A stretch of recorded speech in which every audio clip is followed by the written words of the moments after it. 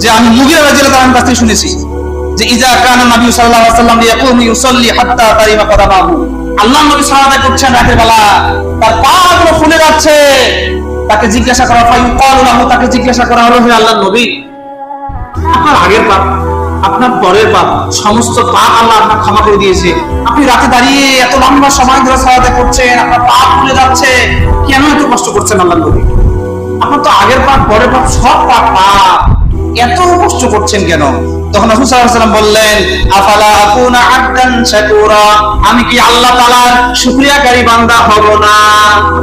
আল্লাহ তাআলা যে আমাকে যে নিয়ামত দিয়েছে, আল্লাহ তাআলা যে দয়া আমার উপর, এর কি শুকরিয়া আমি আদায় করব না?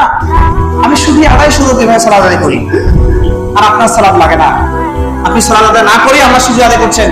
শুনেন, আপনার সালাত নাই, ওই সুবহানাল্লাহ আলহামদুলিল্লাহ যতই আপনি বলেন, ওই সুবহানাল্লাহ আলহামদুলিল্লাহ বলার কোনো দাম আল্লাহর কাছে নাই। সালাতের মাধ্যমে আপনাকে আল্লাহকে ডাকতে হবে, সালাত আগে তারপর পরে।